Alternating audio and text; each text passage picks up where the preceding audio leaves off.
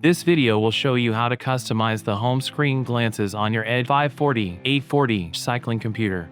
This video will use both devices to demonstrate. Edge 540 will use button to customize the glances. Edge 840 will use touch screen to customize the glances. Add glances. From the home screen, scroll down to the bottom. Select pencil icon. Select Add Glances to add a glance to the glance loop.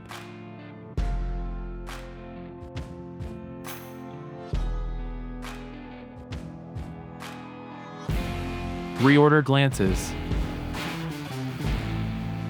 Select a glance, and select Reorder to change the location of the glance in the glance loop.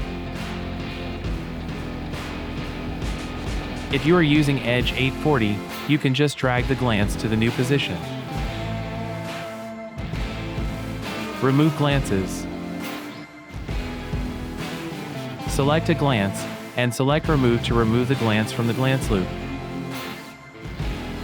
If you are using Edge 840, you can just swipe left and select Trash Can to delete it.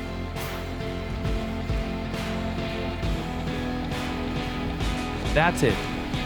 Thanks for watching.